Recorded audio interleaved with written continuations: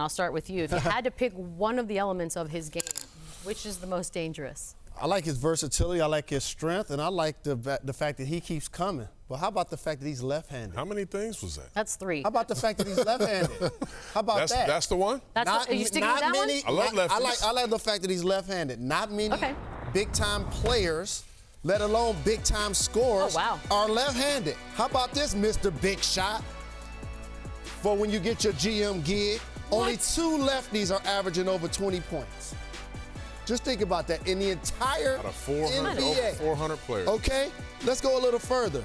Only 4 lefties have averaged 20 points per game in their careers.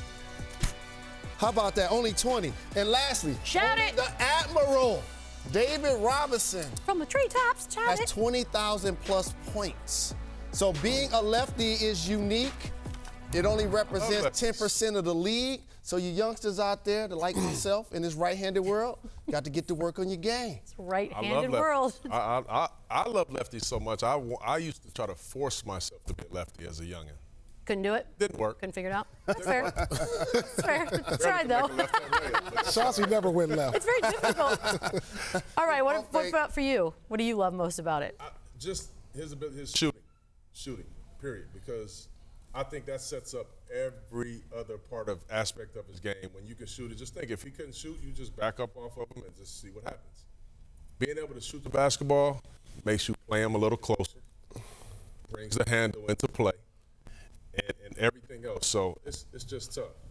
He's shooting, though. I think it's an ability to get to the line. Because I remember when I used to play against James and I would guard, I'm like, his ability to penetrate and draw fouls. So you always taught in practice, keep your hands down. And that sets up everything because you don't want to foul him.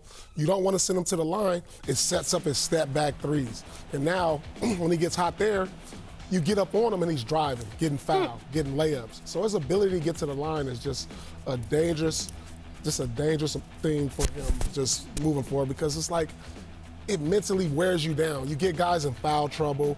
You know, you stop runs. When the team is on a run, then he gets to the line. It stops momentum. It's just he dominates the game. And then when his shot is not falling, I always say, when my shot didn't fall, my first couple shots didn't fall, let me try to get to the line. If I can get 2 free throws, I can get a rhythm, then maybe that next shot will go down. As we're watching those highlights, I imagine there are some guys in the league right now that would list James Harden as the guy they most don't want to face for a little one-on-one time there. So I want to ask you guys, in your career, who did you not want to face the most?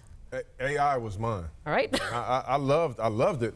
It's not that I didn't want to face him, but knowing that it's going to be an uphill battle. You know, I always had a tough time with little, really fast guys. And as you can see right there, he got by me pretty easy. Bubba Chuck! But he was just fearless. Oh, you know, he was fearless. I mean, he never let up. I mean, he was a warrior. You couldn't bully him. I could bully a lot of guys. You couldn't bully him. I mean, AI was my guy for sure. I'm going to say for me, this happened in my first few years in the league. I'm going to say Vince Carter. You know, every week I see highlights of him dunking on guys, and I was just like, man, I do not want to be on these highlights. I mean, look, this was like 3 or 4 times a week. And so, you know, when Vince came in, and this is when you had great perimeter. This was before LeBron came into the league, before Melo, these guys who are also great one-on-one. But it was Vince Carter for me in the Eastern Conference because it was just like, he'll put you on that ISO wing, and next thing you know, one dribble, he's up in the air, and I never want to be on that highlight tape. Well, unfortunately for me, I was playing in the '98 playoffs against Michael Air Jeffrey Jordan, so he has to be a part of this conversation. And clearly, I was present when Kobe Bryant scored 81 points, so that should probably be my answer. How about that? Jay, fight over the pick and roll, man. Come on. Well, can I get some help? Do you know what's sad about this highlight stuff? Is that every time we show any of this B-roll, it's a different play because that's how many times he was up there. But here's what I want to for real stress. That's good D, though. Like, he wasn't thumping his chest or talking any trash because you don't get close to 81 if you start running your mouth. And so, like, he was just out there physically dominant like a man amongst boys, and we had to take it.